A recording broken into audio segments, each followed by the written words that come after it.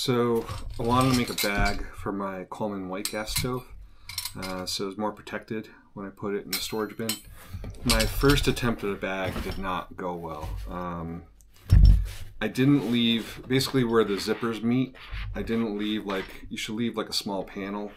So when it zips up, it just didn't zip up correctly.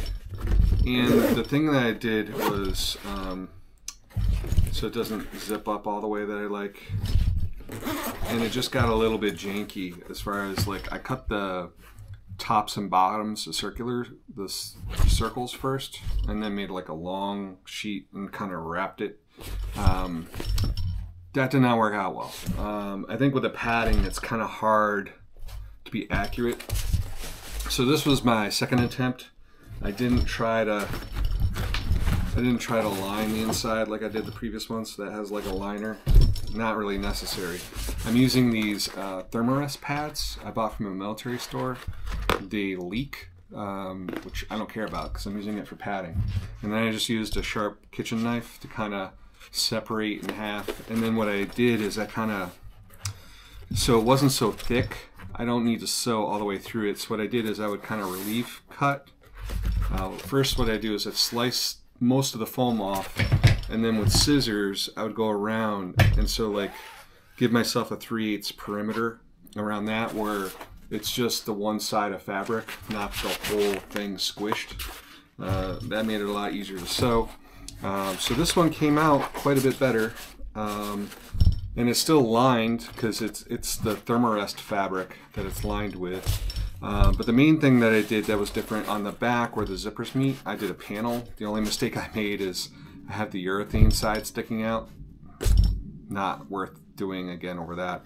But if you leave yourself a little panel, that will do well. And just to show, it does all fit nicely. Had it on the top, bottom, and the sides. And I guess my only advice, so with this guy, when I set it on my grid here, it told me that just with the feet alone, I needed a 6-inch circle, right? So what I wanted to do was kind of give it another 1/2 inch all the way around, so a 7-inch circle was kind of what I needed.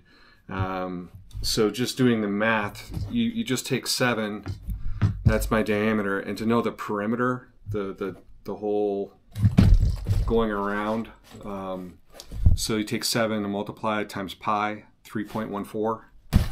Who said you'd never use your geometry? So I just multiplied it all out, and that told me how big my panel needed to be. I also added 3/8 on each side for where it would pinch and meet on the inside, the 3/8. So here's this one spot here where it meets. So you have to add like 3/4 of an inch to the overall pattern that you're going to make. So that's kind of how I did that, just to guesstimate the size of the panel. And then what I did, once without the top and bottom sewed on, then what I did is I used some of these, just some clamps, and I went around the inside of the bag with my measuring tape just to double check what my perimeter actually was. And then I did the math the other way. So when I double checked things, it was actually a little smaller than I was expecting. So when I measured that, I had 21 inches, divide that by pi, 3.14, which gave me 6 5/8. So when I added, I have to add 3/8 twice, which is 3/4 of an inch. So it basically turned out to be 7 3/8. And then had this circle jig where it's marked in 1/4 inch increments.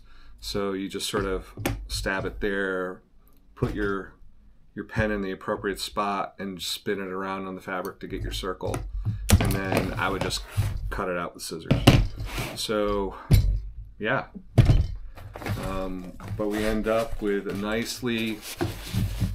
it's a very nice padded bag. This fits well, it's not too tall, not too big. And one other thing I should point out, the new bag is like 2 inches shorter than the first bag. So I'm glad I did it again. I don't know. If I can't store this, maybe I'll gift it to some. I don't know what to do with this. It's a shame to throw it out. Somebody could probably store their white gas stove in it, but I don't know.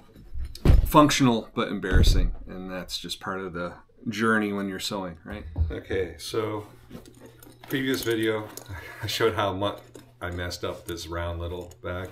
I made a new top, and I was able to, I couldn't do anything with the old top, so that part got thrown out. But with the new top on, and I hand stitched some zipper stops. In the future, I'm gonna just do like a fabric panel and have the zipper stop short. Lesson learned. But this works well now, so I don't know. There's a guy on Reddit that was looking to buy a bag like this for his Coleman stove. Maybe I'll contact him and sell it.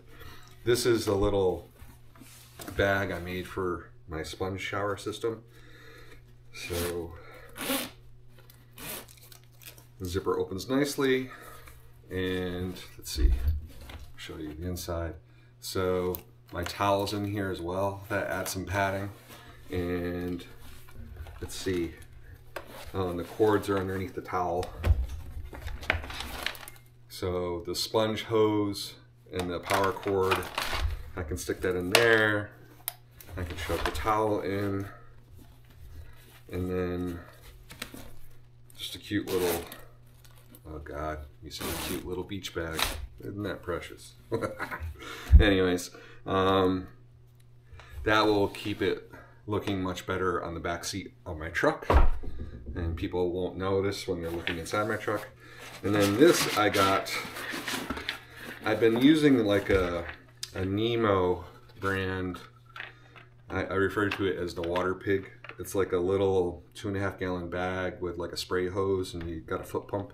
But I got this instead. It's USB powered. It's really meant more for, it's an agricultural thing, so I think it's meant more for like misting plants, but I'm going to use this for rinsing off dishes. And the reason I made a little bag for this, I padded the bottom to protect it a little bit, but in the center aisle of my truck, there's a spot where I can hang this, so that'll keep it out of the way, more protected. So I was kind of happy with that. And then if I angle down a little bit, this is kind of my miscellaneous food drawer, and I found these nice little airtight containers. So I'm gonna keep, so I got rice, brown, Indian, sushi, jasmine. I got popcorn. I need to get some more steel cut oats. I got more bins coming, so I can store like my pancake flour in one, some dried beans, some lentils, just to kind of, because out in my truck I do have a half size Instant Pot, the 3-quart size.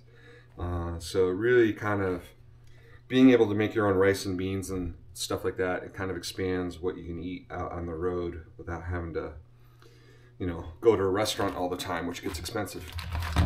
So yeah, working on that. And oh, one last thing. So for this road trip, what I got is, it's made by Dash. It's a little popcorn air popper, and it's got like a nice little switch here, which I like. I did test it out. You don't have to fill the scoop all the way. You can kind of come up to the first tick.